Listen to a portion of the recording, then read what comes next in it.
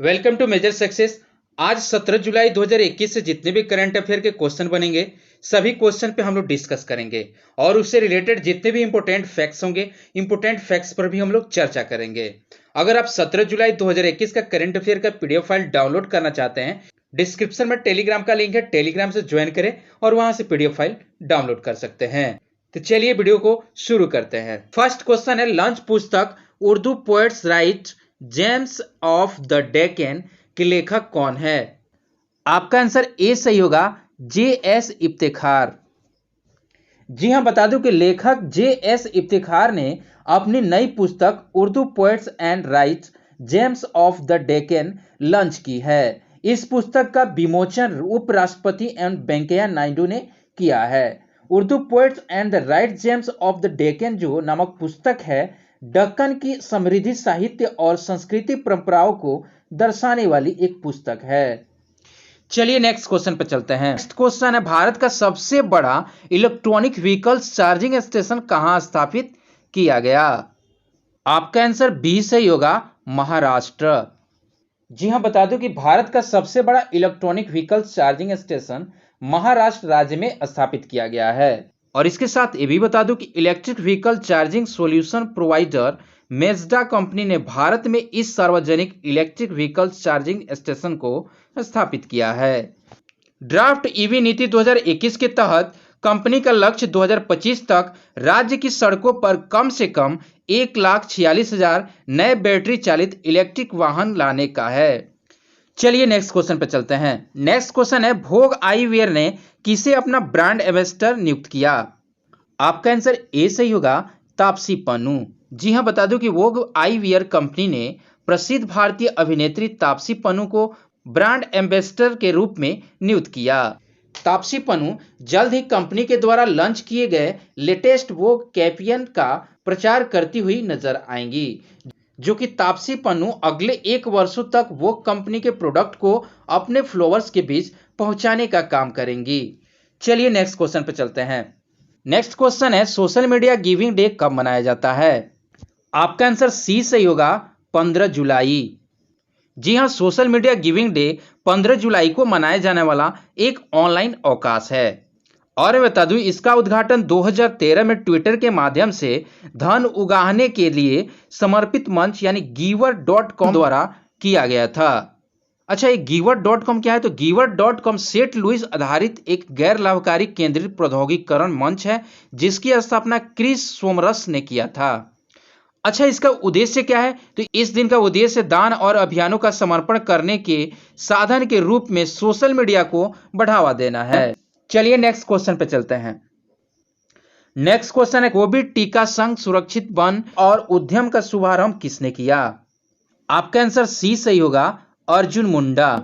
जी हां, बता दूं, जनजातीय मामलों के मंत्री अर्जुन मुंडा ने 15 जुलाई 2021 को आभासी रूप से राष्ट्रव्यापी अभियान यानी कोविड टीका संघ सुरक्षित वन उद्यम शुरू किया। इसके साथ ये भी बता दूं कि इसे भारत में आदिवासियों के बीच कोविड टीकाकरण की गति में तेजी लाने के लिए यूनिसेफ और WHO के साथ साझेदारी में लॉन्च किया गया है। इसका लक्ष्य क्या है? तो इसका लक्ष्य है 50 लाख से अधिक आदिवासियों को जोड़ने का है और यह बताना है कि कोविड टीकाकरण मुफ्त है और आसपास के केंद्रों में उपलब्ध है। चलिए नेक्स्ट क्वेश्चन पर चलते हैं। नेक्स्ट क्वेश्चन है, हाल ही में आम की किस्मों के लिए किस शहर ने आम प्रचार कार्यक्रम का आयोजन किया? आपका आंसर सी सही होगा, दुबई। जी हां, बता दूं कि एपेडा यानी कृषि और प्रसंस्कृत खाद्य उत्पादन निर्यात विकास प्राधिकरण जिसे कहा जाता है ने 15 जुलाई 2021 को उत्तर भारत की आम की किस्मों के लिए दुबई में आम प्रचार कार्यक्रम का आयोजन किया। और ये किसके किसके सहयोग से हुआ? इसका आयोजन भारतीय दूतावास और आयातक लुलू समूह के सहयोग से किया गया था। और मैं बता दूं, उत्तर प्रदेश मंडी बोर्ड के सहयोग से चौसा और लंगड़ा सहित कई किस्मों को संयुक्त अरब अमीरात में प्रदर्शित किया गया। चलिए नेक्स्ट क्वेश्चन पे चलते हैं। नेक्स्ट क्वेश्चन है, हाल ही में वाराणसी में अंतर्राष्ट्रीय सहयोग और सम्मेलन केंद्र रुद्राक्ष का उद्घाटन किसने किया? आपका आंसर ए सही होगा, नरेंद्र मोदी। जी हां, बता दूं, प्रधानमंत्री नरेंद्र मोदी ने 15 जुलाई 2021 को वाराणसी में अंतर्राष्ट्रीय सहयोग और सम्मेलन केंद्र रुद्राक्ष का उद्घाटन किया।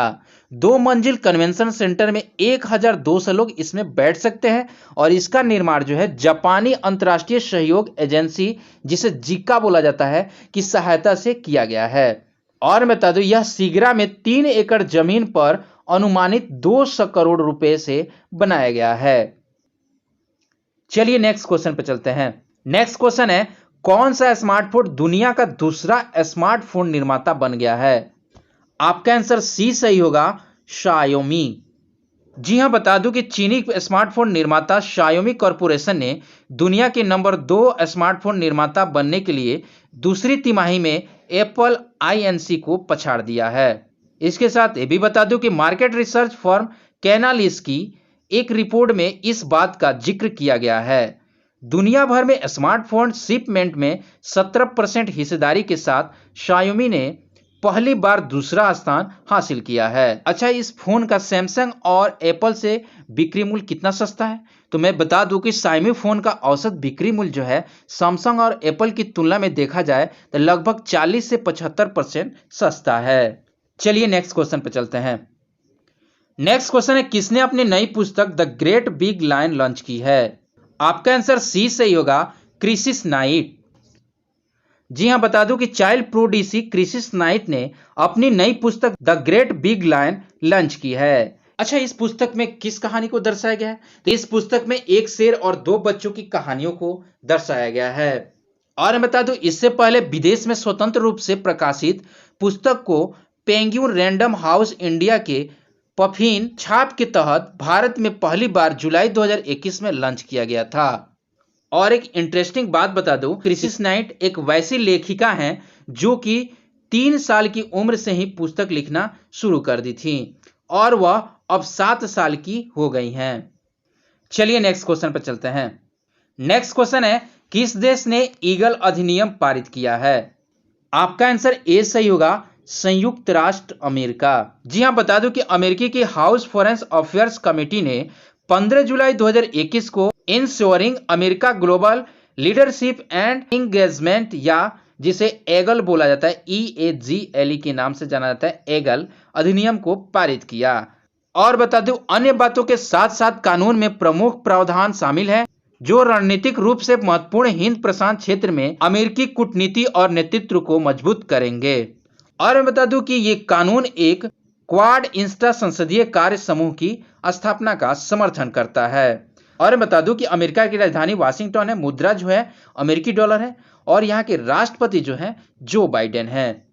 चलिए नेक्स्ट क्वेश्चन पे चलते हैं। नेक्स्ट क्वेश्चन है, school innovation ambassador training program किसने लॉन्च किया? आपका आंसर डी सही होगा, ए और बी, यानी धर्मेंद्र प्रधान और अर्जुन मुंडा। जी हां, बता दूं, शिक्षा मंत्री धर्मेंद्र प्रधान और आदिवासी मामलों के मंत्री अर्जुन मुंडा 16 जुलाई 2021 को संयुक्त रूप से school innovation ambassador training program का शुभारंभ किया। इसका उद्देश्य क्या है? तो इसका उद्देश्य 50,000 स्कूल शिक्षकों को नवाचार, उद्यमिता और डिजाइनर सोच, उत्पाद विकास और विचार निर्माण पर प्रशिक्षित करना है। इसे शिक्षा मंत्रालय के इनोवेशन सेल और स्कूल शिक्षकों के लिए AICTE द्वारा डिजाइन किया गया है। चलिए नेक्स्ट क्वेश्चन पे चलते हैं। नेक्स्ट क्वेश्चन है, आधिकारिक तौर पर दुबई गोल्डन वीजा किसे प्रदान किया गया है? यहां पे आपका आधिकारिक हो जाएगा। आपका आंसर ए सही होगा, सानिया मिर्जा। जी हां, बता दूं, सानिया मिर्जा को आधिकारिक तौर पर दुबई गोल्डन वीजा दिया गया है। इससे सानिया और उनके पति पाकिस्तान के पूर्व क्रिकेटर कप्तान शोएब मलिक को संयुक्त अरब अमीरात में 10 वर्ष के निवास की अनुमति मिलेगी। और मैं बता दूं कि बॉलीवुड अभिनेता शाहरुख खान और संजय दत्त के बाद सानिया यह प्रतिष्ठित सम्मान पाने वाली तीसरी भारतीय हस्ती हैं। और मैं बता दूं, वे अगली बार आगामी टोक्यो ओलंपिक में दिखाई देंगी। चलिए नेक्स्ट क्वेश्चन पर चलते हैं। नेक्स्ट क्वेश्चन है, हाल ही में ममनून हुसैन का निधन हो गया, वे किस क्षेत्र से संबंधित थे? आपका आंसर ए सही होगा, राजनीति। जी हां, बता दूं, पाकिस्तान के पूर्व राष्ट्रपति ममनून हुसैन का जुलाई 2021 में निधन हो गया।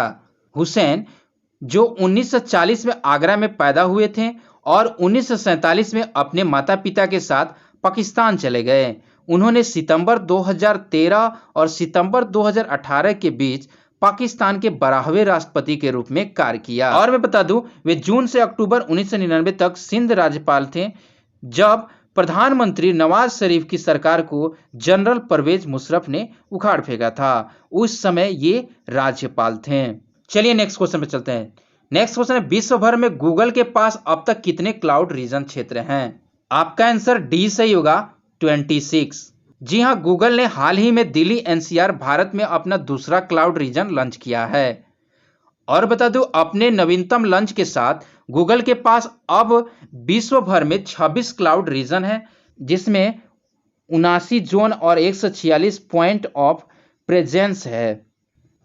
और मैं बता दूं, ये जो दिल्ली एनसीआर है, ये एशिया प्रशांत क्षेत्र में 10वां जो है क्लाउड रीजन है। भारत में पहला क्लाउड रीजन 2017 में कहां स्थापित हुआ था? मुंबई में।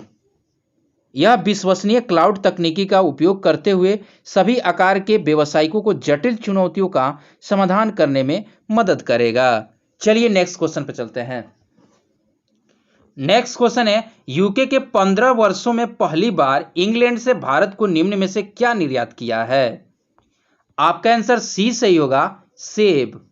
जी हां, UK India enhance trade partnership in action के संकेत के रूप में यूके यानी यूनाइटेड किंगडम ने 50 वर्षों में पहली बार इंग्लैंड से भारत को सेब का निर्यात किया है। और मैं बता दूं, सेब दक्षिण पूर्व इंग्लैंड के एक खेती से मंगवाए गए थे।